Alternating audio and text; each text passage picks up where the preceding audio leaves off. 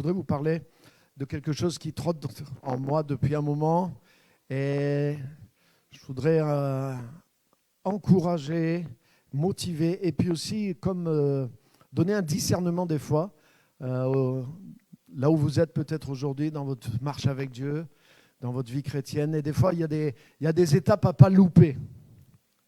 Il y a des étapes à ne pas louper quand tu marches avec le Seigneur. C'est vrai que Dieu est bon, il y a quelque chose d'extraordinaire dans l'Évangile, mais on doit prendre le chemin quand même.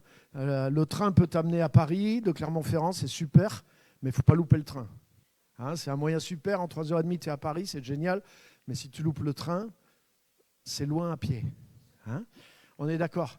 C'est pareil dans la vie chrétienne, il y a des transports, il y a des choses extraordinaires, il y a moyen de faire des choses, mais il faut faire ce qu'il faut pour monter dans le train. Il faut faire ce qu'il faut pour prendre ce que le Seigneur nous offre. Et c'est un peu dans cet esprit-là que je voudrais partager la parole de Dieu avec vous ce matin. Vous êtes prêts ? Le thème de mon message, c'est toucher. Tu es touché, mais après. Tu es touché, tu es guéri, tu es béni, tu es délivré, tu es sauvé. Waouh! Mais après. Après, la suite. Comment ça marche ? Qui c'est qui a déjà été touché par le Seigneur Jésus-Christ ? Alléluia. Qui c'est qui a déjà été guéri physiquement par le Seigneur Jésus-Christ ? Wow, super, gloire à Dieu. Qui c'est qui a été secouru ? Tu es dans une situation impossible. Et puis le Seigneur est arrivé, il t'a secouru. Amen. Qui c'est qui a été délivré peut-être même d'oppression, de choses démoniaques qui étaient sur toi, sur ton destin. Et le Seigneur t'a délivré. Alléluia. Wow. Qui c'est qui était sec, qui était vide, qui était mourant, presque à la porte de la mort. Et puis le Seigneur t'a redonné le souffle de vie, l'espérance. Et tu as eu comme une vie nouvelle, tu t'es mis à refleurir parce que Jésus a touché ta vie. Est-ce que c'est toi ? Alléluia. Tout ça, c'est merveilleux. Jésus est arrivé, on a croisé Jésus dans notre vie. Jésus nous a croisés, il est venu sur notre chemin, il nous a croisés, il nous a touchés, il nous a guéris, il nous a bénis, il nous a sauvés. Et après, mais maintenant, comment on va plus loin ? Et j'ai 3 points simplement ce matin à partager avec vous.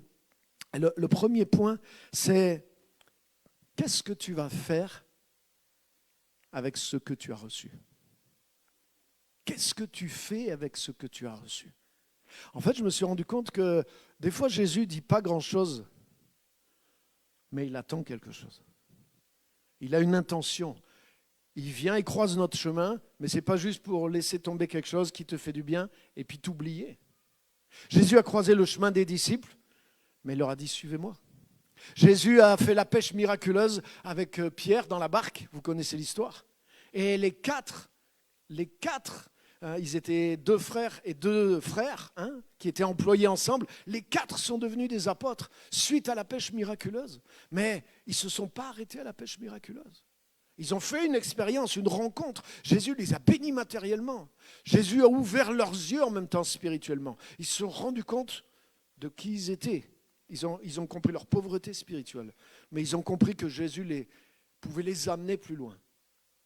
Et j'aime tellement ce passage parce qu'il est dit qu'ils ramenèrent les barques à terre avec les poissons. Vous vous rappelez, les barques étaient tellement remplies, ils ont appelé l'autre barque. Donc les 2 barques, c'était le coup du siècle. Ils avaient vraiment de quoi payer leurs vacances là.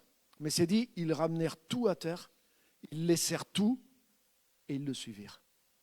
Waouh, c'est fort. Ça veut dire même le miracle, même l'intérêt du miracle a perdu son intérêt. Et Jésus n'a rien dit. Jésus, sur la barque, il avait dit « Suivez-moi, je ferai de vous des pêcheurs d'hommes. » Puis ils sont arrivés, et puis Jésus l'a tracé. Il est parti. Il leur a pas dit « Ouais, je vous préviens, nanani, nanana. » Non, il est parti. Et il a dit qu'eux, ils ont tout laissé. Mais franchement, ils ont peut-être réfléchi un peu quand même. Imagine, tu viens de faire le coup de ta vie. Et des fois, beaucoup de gens, ils rencontrent Jésus, ils reçoivent le miracle et ils laissent Jésus. Mais les apôtres, ils ont rencontré Jésus, ils ont laissé le miracle et ils ont suivi Jésus. Donc, qu'est-ce que tu fais avec ce que tu as reçu ? Qu'est-ce que je fais avec ce que j'ai reçu ? Ça, c'est la première chose. Parce que quand Dieu touche, quand Jésus croise notre chemin, il laisse quelque chose. Pas simplement ce qu'il a fait pour nous, pas simplement il nous a sauvés, pas simplement la chose, le miracle qui s'est produit. Mais il nous parle. Il nous montre quelque chose. Et il nous appelle à quelque chose. Alléluia. Je voudrais qu'on lise un autre passage qui est dans Matthieu chapitre 11, versets 20 à 24. Matthieu chapitre 11, versets 20 à 24.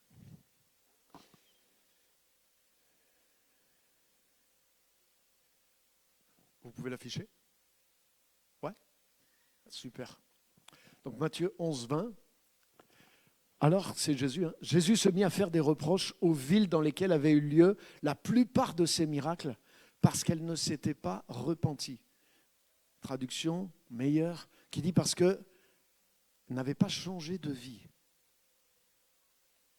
Donc tu as vu, Jésus est arrivé dans une ville, il y avait des miracles. Donc les miracles, on savait qu'il y avait des miracles. Donc ça veut dire, Dieu est en train de visiter cette ville. Les gens disent, le prophète Jésus de Nazareth, en Galilée, est dans la ville. Donc il y avait des miracles. Mais Jésus, il dit, normalement, cette ville, les gens de cette ville, à cause des miracles qu'il y a eu, ils auraient dû changer de vie. Donc ça veut dire que le miracle même, il amène dans ta vie une semence de changement. Quand Jésus fait le miracle pour toi, mais le miracle, la nature de Christ, l'amour de Christ qui est derrière ce miracle, il y a quelque chose qui est derrière, qui t'appelle à un changement de vie, qui devrait normalement produire un changement de vie dans nos vies. Donc, on continue jusqu'au verset 24. Donc, malheur à toi, Chorazine, malheur à toi, Bethsaïda. Bethsaïda, c'est la ville même où Jésus est resté tellement longtemps. Car si les miracles, regarde bien ce qu'il dit. En plus, imagine, il parle à des Juifs. Les Juifs se croient vraiment spirituellement au-dessus de toutes les autres nations parce qu'ils ont reçu justement un héritage spirituel. Tous les autres qui traitent de païens, entre parenthèses, cette mentalité s'est vraiment transférée chez les chrétiens aussi. Nous les chrétiens, des fois, il y a nous les chrétiens et les païens. Donc on a pris cette place d'orgueil des fois qu'ont les juifs. Donc attention, tu es le chrétien, les autres c'est les païens. Donc ça veut dire que tu te crois que tu es supérieur, tu crois que tu es... Mais tu as une responsabilité aussi. Et donc il leur parle et il leur dit, si les miracles qui ont été faits au milieu de vous avaient été faits dans Tyr et Sidon, mais Tyr et Sidon dans l'histoire d'Israël, c'est la catastrophe, c'est les ennemis, c'est les païens, c'est vraiment... Il fait exprès de prendre des images pour les réveiller. Il dit, si ces miracles avaient eu lieu à Tyr et Sidon, il y a longtemps qu'elles se seraient repenties dans le sac et la cendre.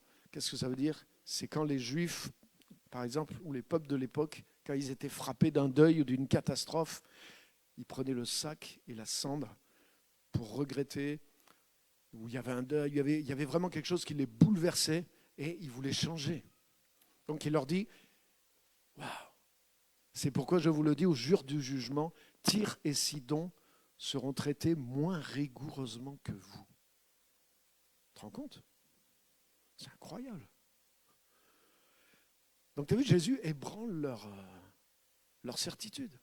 Oui, mais nous, on est les Juifs, on est le peuple élu, on est sauvés, on est les descendants d'Abraham. Mais Jésus leur dit non. Avec les miracles qu'il y a eu là, vous devriez être ailleurs. Avec les miracles qui ont eu lieu au milieu de vous, votre vie aurait dû changer. Dieu, avec ce que Dieu a semé là, le retour sur investissement aurait dû être quelque chose d'autre. Et si ces mêmes miracles avaient eu lieu dans une ville que vous considérez comme impure, païenne, mais il y aurait eu beaucoup plus de gens qui auraient changé d'attitude. Waouh! Impressionnant. Et toi, Capernaum, pareil, une ville de Galilée où Jésus était très souvent. Seras-tu élevé jusqu'au ciel? Non, tu seras abaissé jusqu'au séjour des morts. Car si les miracles qui ont été faits au milieu de toi avaient été faits dans Sodome, là, il y va fort. Elle subsisterait encore aujourd'hui. Waouh! Donc déjà, ça veut dire aussi qu'il ne faut pas juger à l'apparence. Et ça veut dire aussi que tu as vu la grâce de Dieu, comment elle fonctionne? Jésus ne dit pas aux gens, repentez-vous si vous voulez que je fasse des miracles dans votre vie. Jésus, il arrive, Sodome, Gomorrhe, Tyr, Sidon, Capernaum, Bethsaïda, n'importe quelle ville, peu importe il connaissait que les gens n'étaient pas très ouverts. Mais il est venu et il a touché les gens. Il a montré son royaume, il a montré son amour. Il a montré, voilà la grâce de Dieu, voilà ce que Dieu est en train de faire, voilà le règne de Dieu qui vient, voilà la main tendue de Dieu qui vient et qui vous touche. Maintenant, à vous, le royaume de Dieu est là, il est à votre portée, changez de vie et rentrez dans ce royaume. C'est à vous de rentrer dans ce royaume, mais voilà la démonstration du royaume qui est là.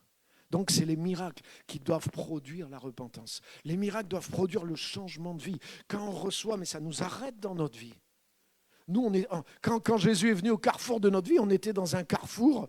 Si ce n'était pas Jésus qui était arrivé, on ne prenait pas la bonne route, les amis. Peut-être là, beaucoup d'entre nous, on ne serait pas là.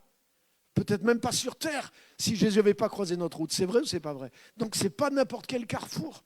Donc ça veut dire, il nous a arrêtés, il nous a parlé. Il a investi dans notre vie, mais il ne nous force pas à le suivre. Jésus a fait les miracles. Il n'a pas dit, je vais enlever les miracles si vous ne me suivez pas. Non. Donc il y a quelque chose qui revient sur nous. Qu'est-ce que je fais avec ce que j'ai reçu? Qu'est-ce que je fais avec ce que j'ai reçu? Alléluia. Alléluia. Vous vous rappelez aussi quand Jésus est rentré chez un homme qui s'appelait Zachée, à Jéricho. Jéricho, ville de mauvaise réputation. Jéricho, ville sur laquelle il y a une malédiction. Et Zachée, l'homme le plus connu comme étant celui qui est le plus loin de Dieu de toute la ville. Tout le monde connaît Zachée dans Jéricho à cause de sa mauvaise réputation. Mais Jésus n'est pas de Jéricho. Et quand Jésus arrive à Jéricho, il s'arrête sous un arbre et dans cet arbre, il y a cet homme de petite taille qui s'appelle Zachée, qui est monté pour le voir, parce qu'il était petit. Et puis c'est sûr que les gens n'allaient pas lui laisser passer devant. Au contraire, de dire, c'est l'autre Zachée, reste derrière. De toute façon, ce n'est pas pour toi que Jésus vient. Mais quand Jésus arrive sous l'arbre, il dit Zachée, il l'appelle par son nom. Il faut que j'aille demeurer aujourd'hui dans ta maison. Il faut. Autrement dit, Dieu a parlé à Jésus, il lui a dit, tu vas rencontrer un homme qui s'appelle Zachée, et je veux que tu ailles chez lui. Alors tous les notables, les chefs de la synagogue, mais c'est chez moi que le prophète va venir manger. Oui, non, c'est chez toi, le maire, non, c'est chez moi, le pasteur, chez moi, le prophète, chez moi, le chef de la synagogue. Et Jésus va manger chez celui qui a la pire réputation de toute la ville. Et ils étaient tous choqués. Oui, c'est à se demander si, si ça se trouve, Jésus n'est pas un vrai prophète. Ils étaient tous en train de murmurer contre lui. Mais Jésus rentre chez lui. Et Jésus est rentré simplement dans sa maison. Jésus n'a pas dit un seul mot. Il est rentré dans sa maison. Mais ça voulait dire tellement de choses. Et Zachée, quand il a vu Jésus rentrer dans sa maison, il a dit, Seigneur, je donne la moitié de mes biens aux pauvres. Et si j'ai volé à quelqu'un, je lui rends 4 fois ce que je lui ai volé. Jésus ne lui avait rien demandé. Mais la venue de Jésus, l'amour que Jésus lui a provoqué un changement dans sa vie, un changement dans sa façon de penser. Jésus aurait pu rien dire. Jésus aurait pu juste prendre un repas, manger, le bénir et partir. Jésus n'est pas venu lui faire la morale. Jésus n'est pas venu lui dire, tu dois changer de vie. Jésus lui a dit, je t'ai vu, Dieu t'a vu, Dieu t'aime, Dieu s'intéresse à toi. Celui que tout le monde rejette, c'est celui que Dieu recherche. Et c'est ce qu'il dit. Quand il est dans la maison, il dit, le Fils de l'homme est venu chercher et sauver ce qui était perdu. Alléluia, alléluia, alléluia. Jésus est venu chez toi, il est venu chez moi, parce que nous étions perdus, nous étions loin. Amen. Et il nous a acceptés, il nous a fait grâce, il ne nous a pas jugés.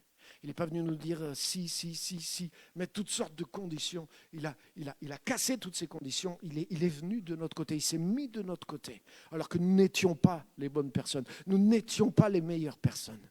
Si on t'avait dit, est-ce que Jésus viendra plutôt chez vous ou chez l'autre? Mais tu aurais dit chez l'autre. Mais c'est chez toi qu'il est venu. C'est chez moi qu'il est venu. Il est venu avec cette grâce. Cette grâce, crac, elle doit provoquer une métanoïa. Changement de façon de penser, changement de façon de me diriger. Mais si ça ne provoque pas ça, si je veux rester sur ma réserve, si je veux raisonner, si je veux dire oui, mais quand même, C'est bien beau d'aimer son prochain, nanana, mais avec tout l'argent que j'ai gagné, oui, c'est vrai que j'en ai volé la moitié aux autres, mais maintenant, je peux quand même pas... Zachée aurait pu rester dans ses raisonnements et faire ce qu'il voulait. Jésus ne lui a rien demandé. Mais par contre, il a fait ce qu'il valait. Et Jésus dit, aujourd'hui, le salut est rentré dans cette maison. Alléluia. Alléluia. Donc, qu'est-ce que tu fais avec ce que tu as reçu? Qu'est-ce que tu fais avec Jésus qui vient dans ta vie? Qu'est-ce que je fais quand Jésus croise ma route et qu'il vient dans ma vie? Il investit sa grâce en moi. C'est à moi de faire quelque chose avec ça. C'est à moi de passer par une vraie métanoïa. Pas juste de rester comme je suis. Ah, Jésus est venu dans ma maison, à moi. Hein? Il n'a pas mis juste un cadre chez lui. Aujourd'hui, le 28 décembre 2025, Jésus est rentré dans ma maison. Zachée, Jésus, on peut faire un petit selfie devant le cadre, s'il te plaît. Et puis voilà, et ça s'est arrêté là. Voilà, j'ai le souvenir, le jour où Jésus est venu, plus tôt chez moi que chez tous les autres habitants de Jéricho. Et je mets ça sur Instagram, sur TikTok. Qu'est-ce que je fais? Métanoïa. Alléluia. Deuxième chose, on va lire dans Matthieu 12, versets 43 à 44, juste un petit peu plus loin. Vous voyez, on était dans Matthieu 11, on va dans Matthieu 12, on est dans le même contexte.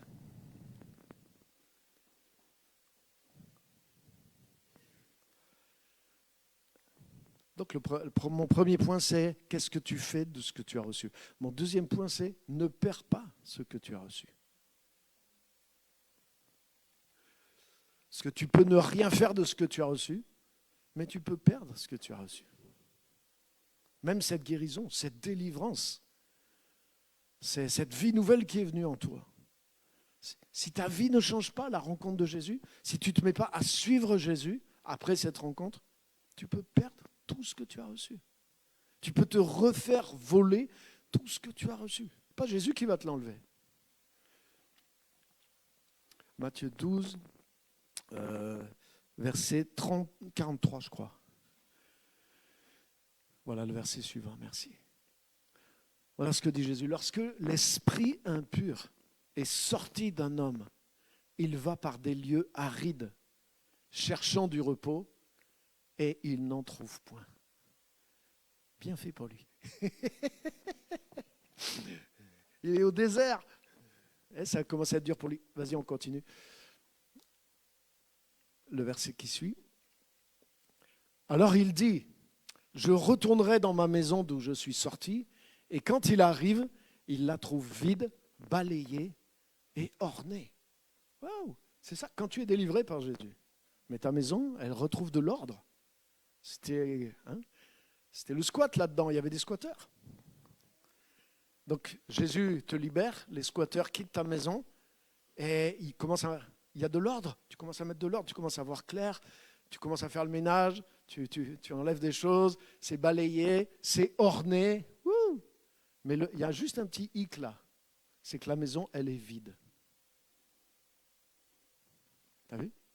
Il la trouve vide. Alors comme elle est propre, mais elle est vide. Donc la suite. Alors il s'en va, il prend avec lui 7 autres esprits plus méchants que lui, ils entrent dans la maison, s'y établissent, et la dernière condition de cet homme est pire que la première. Il en sera de même pour cette génération méchante. Ouh.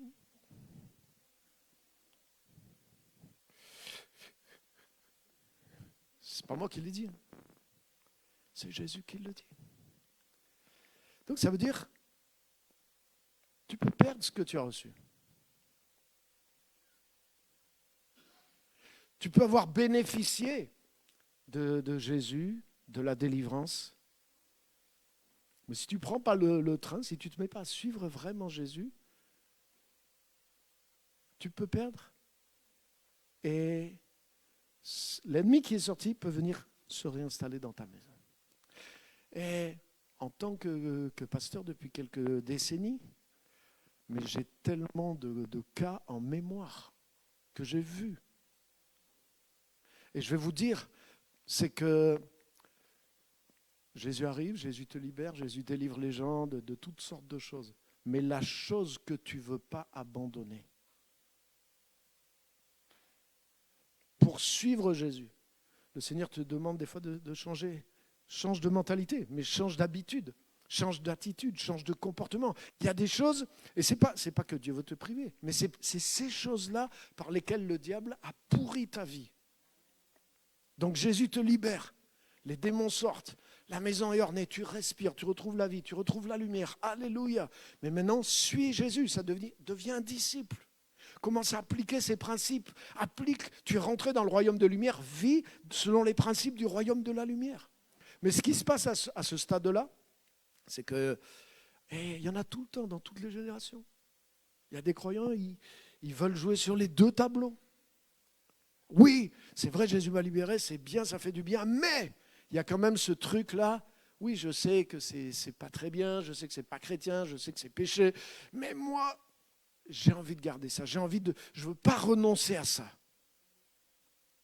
Oui, puis moi, je pense que, ouais, vous, les évangéliques, hein, vous êtes trop fondamentalistes. Ah, vous êtes trop fondamentaliste. Ah, Jésus dit, celui qui trompe sa femme, c'est un adultère. Ah non, s'il la trompe par amour pour une autre. Hein, vous êtes trop fondamentaliste. Ah, la Bible dit que Dieu est amour, donc quand même, si c'est par amour, l'amour c'est beau, non? L'amour c'est...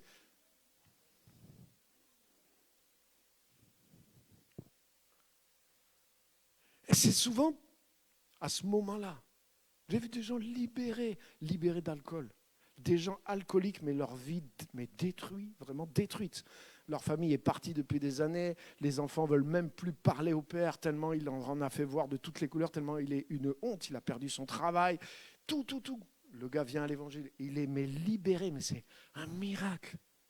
Il est guéri directement, rempli du Seigneur, délivré de démons, rempli de la joie du Saint-Esprit, plein du Seigneur. Waouh, il vient à l'église, il commence à progresser.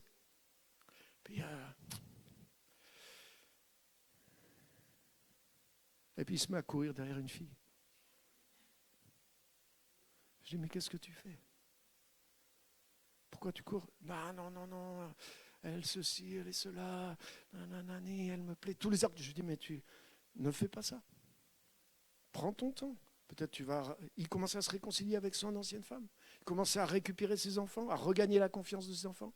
Il commence à récupérer son métier, à avoir des contrats. Un gars qui a de l'or dans ses mains. Il commence à regagner pas mal d'argent, reconquérir la confiance de son ex-femme, reconquérir la confiance de ses enfants qui sont des adolescents, des jeunes adultes. Il me dit, c'est merveilleux, Pierre. Je dis, mais c'est le Seigneur qui fait ça. Mais il veut courir derrière cette fille.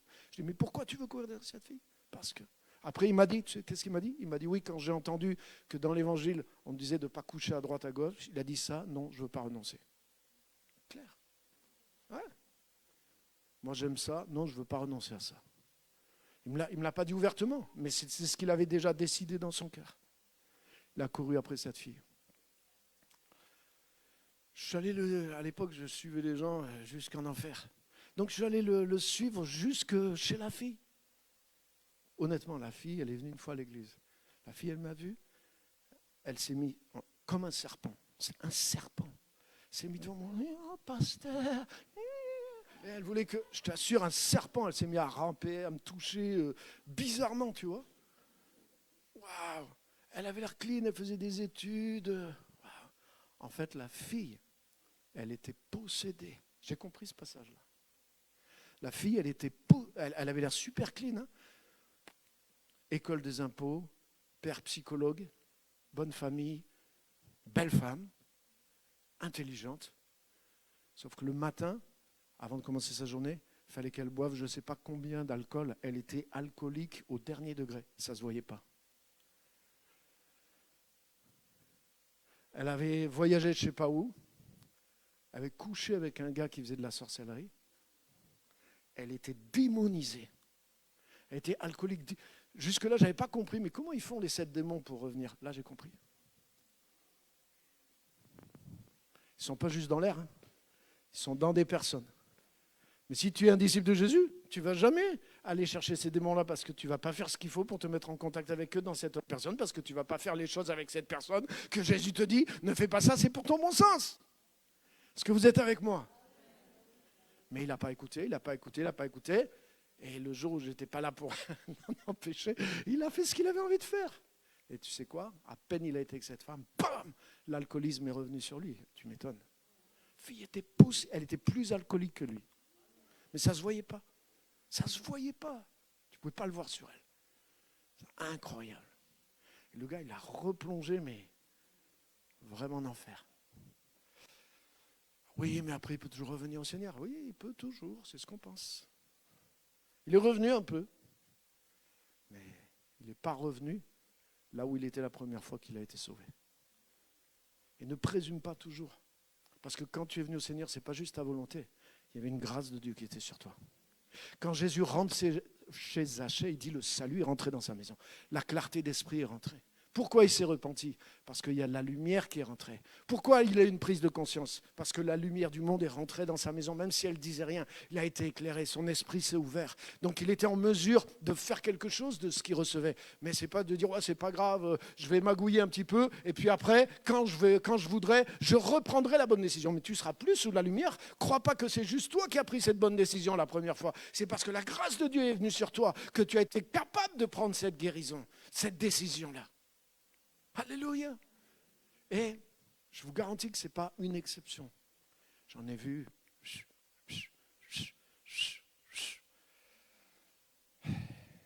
plein.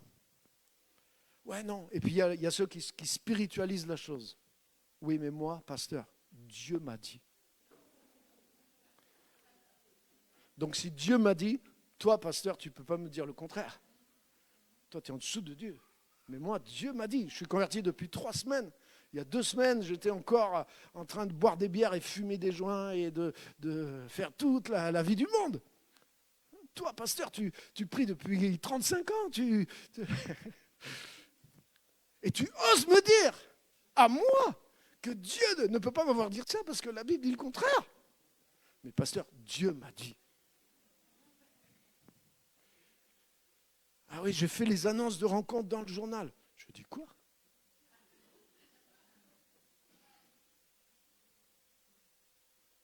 J'ai fait les annonces de rencontres dans le journal. Là, j'ai téléphoné, j'ai pris déjà un rendez-vous.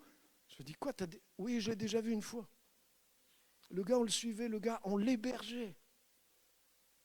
Le gars, on lui faisait confiance, il avait les clés de l'église. Tous les jours, je le voyais. Tous les jours, j'étais là, je l'encourageais. Libéré de l'alcool, libéré de la dépression. Appel sur sa vie pour servir le Seigneur. Et il me cache le truc. Il a déjà fait les annonces, il a déjà pris rendez-vous une fois avec la personne. Et puis Dieu lui a dit que c'était cette personne. Et il est déjà en train de dire, je déménage, je vais habiter chez elle. Je dis quoi? Oui, Dieu m'a dit. Dieu t'a dit. Il a commencé à s'installer chez la fille. Donc moi, à cette époque, je l'ai suivi jusqu'en enfer, j'ai suivi chez la fille. Je lui ai dit, je vais sauver la fille en même temps. Je commençais à prêcher, témoigner à la fille a été touchée. La fille est venue à l'église, la fille a fait le week-end de rencontre. Quand elle a fait le week-end de rencontre, elle a dit, je vois toute ma vie. Je commence à comprendre ma vie. Je dis, peut-être on va récupérer la situation. Mais au bout d'un moment, lui, tu sais, c'est pas juste une décision, c'est qu'il y a quelque chose qui n'est pas encore solide en toi. Et en fait, ça a commencé à tout craquer. La fondation a commencé à tout craquer. Elle a commencé à péter les plombs chez la fille. Elle a commencé à reboire. La fille s'est dit quoi? Et lui il dit oui, je vais être pasteur. En plus, il se vantait de choses qui n'étaient pas mûres du tout, qui n'étaient pas exactes non plus. Il se faisait passer pour ce qu'il n'était pas. Donc la fille, elle a cru. Et du coup, même au niveau de sa foi aussi, du coup, elle s'est rendue compte, mais alors qu'est-ce que c'est? Elle a vu le gars repéter les plombs, se remettre à de la dépression, déprimé, reboire de l'alcool. Elle a dit, ah mais non, moi j'ai déjà connu ça. Je ne veux pas refaire ma vie avec quelqu'un qui est comme ça. Chut. Et finalement, elle a perdu la foi qui commençait. Et lui, il a tout perdu. Ah oui, il a recommencé après, il a essayé de remonter, mais rien à voir avec la foi au Dieu là. Et je pourrais vous en...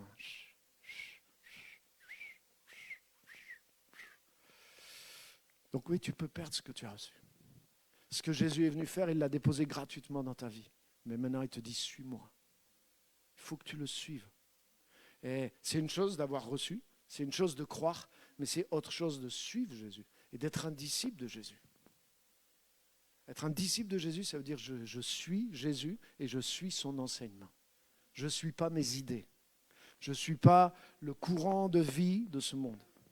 Je ne suis pas d'autres philosophies ou d'autres raisonnements. Non, je crois dans ce que Jésus a dit. Et je le suis intentionnellement. J'ai mis ma vie à le suivre. Jésus dit, si quelqu'un veut être mon disciple. Autrement dit, Jésus ne va jamais imposer à quiconque d'être un disciple. Tu dois le vouloir, ça doit être délibéré. C'est toi qui dois vouloir le suivre. Parce que imagine, quand Jésus a croisé ton chemin, tu as vu la victoire, la délivrance que tu as vécue. Mais imagine si tu vis tous les jours avec lui. Là, tu l'as rencontré une fois, tu as fait une rencontre comme ça, hasardeuse avec Jésus, comme Zachée. Mais imagine, tu vis tous les jours avec lui. Ça veut dire que tu as une rencontre tous les jours avec lui. Ce que tu as vécu là, pendant cette petite période de ta vie, ça devient ta vie. Mais ça ne vaut pas le coup de laisser quelques trucs pourris en plus, pour pouvoir le connaître, pour pouvoir grandir en lui, pour pouvoir vivre exclusivement. Mais bien sûr, mais tu as tout à gagner, ce n'est pas pour lui.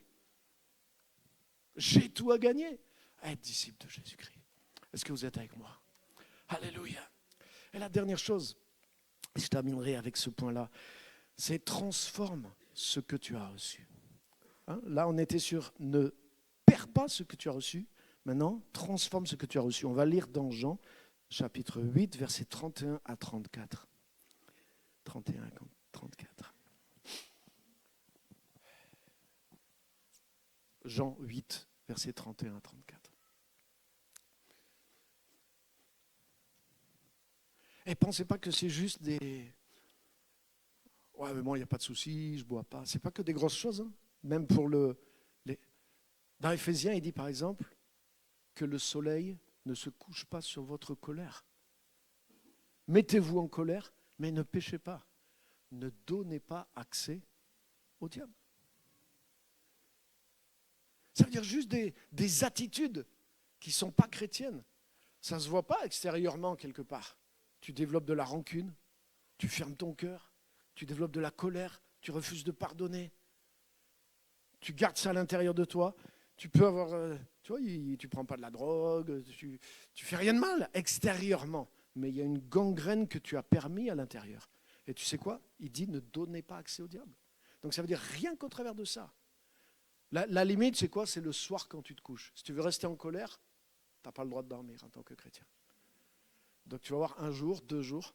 Mais c'est fait exprès. Hein. La nature va te ramener à... Même si tu es pris par un truc, tu ne peux pas dormir tellement que ça te prend la tête. Tu es en pétard. Il dit, mettez-vous en colère. Mais ne péchez pas. C'est-à-dire, il y a des choses, c'est normal que ça te mette en colère. Il ne faut pas nier. Tu es un être humain, tu as des réactions, il y a des injustices, il y a des choses dures que tu vis, qui te mettent en pétard, qui te mettent en colère. Mets-toi en colère, mais ne pêche pas. Et que le soleil ne se couche pas sur ta colère. Ça veut dire, avant de t'endormir, tu dois avoir réglé ça dans ta tête. Ça, c'est la limite. Si tu ne règles pas ça dans ta tête, tu sais quoi? Le diable va te parler pendant la nuit. Mais c'est garanti. Je ne te parle pas de sorcellerie bizarre, de mari de nuit ou des démons qui t'apparaissent. Non, c'est simplement la rancune commence à s'enraciner.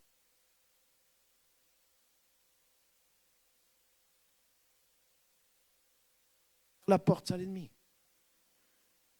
Le fait que tu dis, non, je sais que je dois pardonner, je sais que je ne devrais pas faire ça, je sais que je ne devrais pas entretenir ces pensées-là. Mais c'est plus fort que moi. Non, c'est pas plus fort que toi. Si Dieu te dit de les lui remettre et que sa paix qui surpasse toute intelligence gardera ton cœur et tes pensées en Christ, c'est que ce n'est pas plus fort que toi. Ça veut dire que tu ne fais pas ce que tu peux faire en tant que chrétien pour fermer cette porte et quelque part tu as envie de maudire, tu as envie de pester, tu as envie de haïr et tu gardes la porte ouverte dans ton cœur. Et si tu gardes cette porte-là, le malin commence à rentrer dans cette porte. Et il essaie d'amener ses potes, t'as vu? Pour essayer de faire une fiesta. Avec 6 ou 7 potes à lui. Ils veulent rentrer pour dévaster la maison. Donc joue pas avec ça. Parce que tu vas voir la colère, l'amertume, la jalousie, la victimisation, la dépression, tout ça, c'est la même bande. Donc ferme ta porte, vis en disciple. Le fait de vivre en disciple, c'est ce qui maintient l'adversaire en dehors de ta vie. Et c'est ce qui va maintenir le Saint-Esprit dans ta vie. Ta maison ne va pas être vide, ornée, balayée. Ta maison va être remplie. Elle va être ornée, balayée. Elle va être remplie du Saint-Esprit. Elle va être remplie de lumière. Alléluia. Et puis tu vas commencer à vivre des choses tellement puissantes, tellement bonnes avec Dieu, que tu sais quoi, quand tu vas voir, ah oui, si je me livre à ça, je vais plonger dans le trou là-bas. Non, merci. C'est beaucoup plus facile quand tu vis la gloire de Dieu de dire non à toutes sortes de choses et de vivre la vie d'un disciple. Amen. Donc Jean 8, 31, transforme ce que tu as reçu. Jésus dit aux Juifs, regarde bien chaque mot est important, qui avaient cru en lui, si vous demeurez dans ma parole, vous êtes vraiment mes disciples, vous connaîtrez la vérité et la vérité vous rendra libre. Donc ça veut dire que tu as cru en Jésus, mais tu n'es pas encore libre. Tu n'es pas encore un disciple. Tu as cru en Jésus, oui, tu as vu ses miracles, il en a fait dans ta vie, donc forcément tu as cru en lui, tu viens à l'église, tu as cru en lui, gloire à Dieu. Mais c'est que le début ça, c'est pas fini. Si vous demeurez dans ma parole, vous serez vraiment. La vérité vous rendra libre.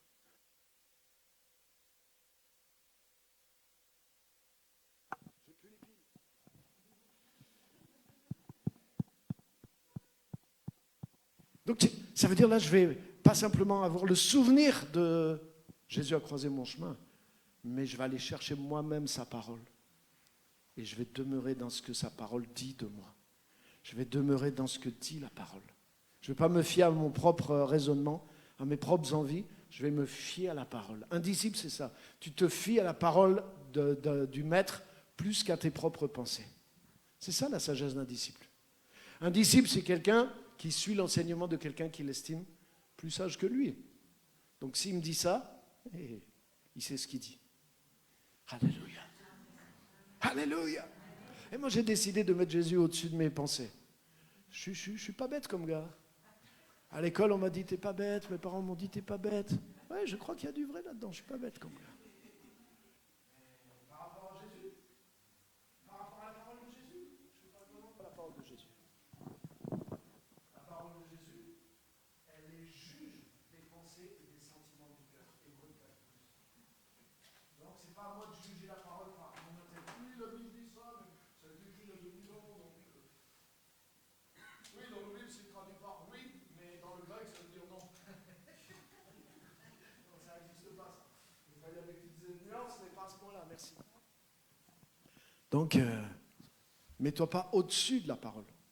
Mets-toi en dessous de la parole. La parole est la vérité.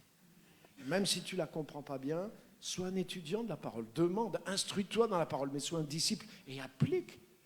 Des fois, ils disent, oui, mais ça, je ne comprends pas. Mais la dernière chose que tu as comprise, qu'est-ce que tu en as fait? C'est ça qui m'intéresse. Déjà, tout ce que tu as compris, t'en es où dans l'application? Avant de te dire, ah oui, c'est difficile de suivre Jésus parce que là, il y a cette parole, je ne la comprends pas. Ça sent l'excuse, ça. Je le connais, celui-là aussi. Oui, mais là, Pierre, tu comprends, quand Jésus dit ça, tout ça, c'est un peu embarrassant. Dis-moi plutôt les choses qui sont claires pour toi et que tu n'es pas en train d'appliquer en ce moment dans ta vie. Hein? Est-ce qu'on est d'accord? Mais oui.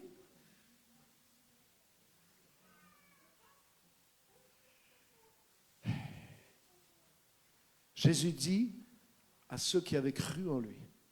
C'est quoi? Jésus veut que tu passes de la croyance à la connaissance. Jésus dit à ceux qui avaient cru en lui, si vous demeurez dans ma parole, vous connaîtrez et la vérité vous. Ça veut dire croire, c'est pas connaître. Jésus veut que tu passes de la croyance à la connaissance. Ah, tu as cru en Jésus parce qu'il a fait une chose dans ta vie, gloire à Dieu, c'est un bon départ. Mais il veut que tu puisses connaître, pas juste croire. Je crois, j'espère, c'est pas mal, mais je connais, c'est autre chose. Et si tu suis le Seigneur, que tu restes dans sa parole, tu vas rentrer dans la connaissance. Tu vas rentrer dans la révélation des choses. Et ta vie va être solide. Parce que ce n'est pas juste tu vas croire, tu vas espérer, j'ai l'espoir que. Non, je sais, je connais. Par la parole, par l'expérience de la vérité. Et cette expérience et cette connaissance qui vient par révélation, elle te libère. Elle te rend libre à 100%. Alléluia. Alléluia. Ça veut dire que ce que tu as reçu, ça ne t'a pas rendu encore complètement libre. C'est ce que tu vas faire de ce que tu as reçu qui va t'amener à la liberté à laquelle tu aspires. Alléluia. Alléluia. Donc, qu'est-ce que tu fais de ce que tu as reçu? Qu'est-ce que tu as fait avec ce que tu as reçu? Qu'est-ce que tu fais avec ce que tu continues à recevoir? Ça, c'est des bonnes questions.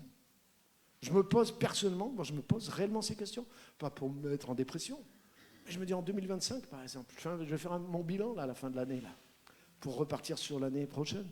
Je vais vous en parler peut-être la semaine prochaine, vous aider. Je ne sais pas si vous faites ça, moi je le fais. Pas par devoir, mais c'est un peu instinctif. Et je vais dire, mais en 2025, qu'est-ce que j'ai reçu du Seigneur? Waouh, j'ai reçu ça, j'ai compris ça, j'ai vécu ça, j'ai eu une plus grande dimension dans ça, j'ai saisi ça. Waouh, mais qu'est-ce que je fais avec?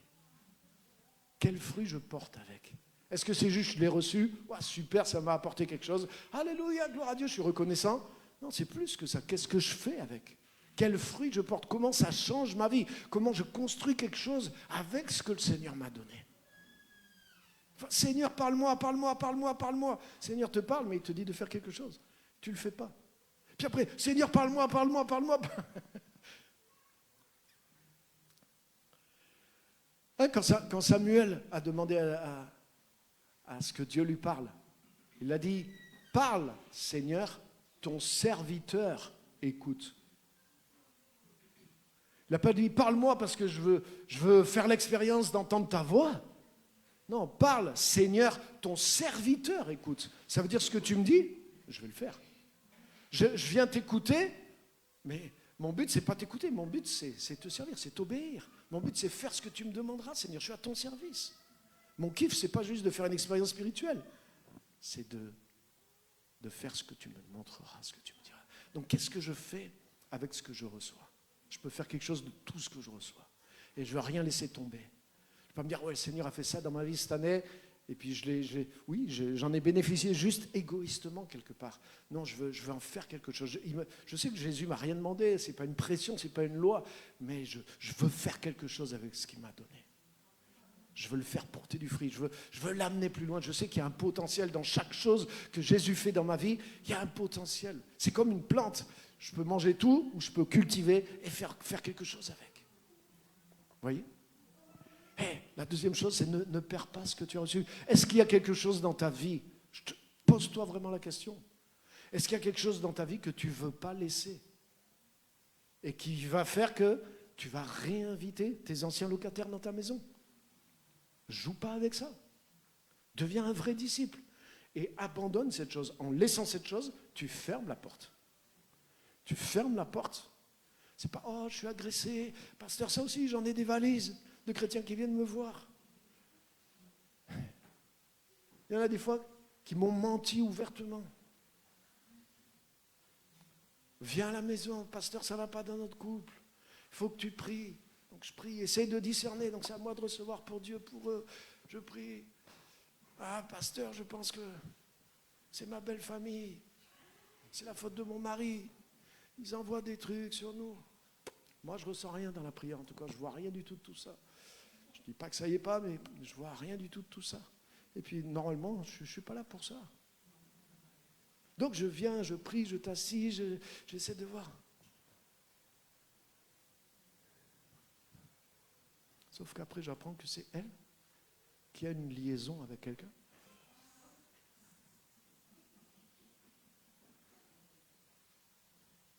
Et elle me demande de prier. Et pendant que je prie, pasteur, tu n'as pas le discernement. C'est la sorcellerie qui vient du côté de mon mari.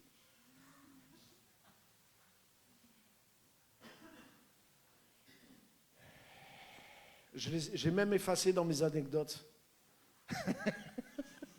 Je peux en garder quelques-unes pour illustrer certaines choses, mais il y en a, je préfère effacer.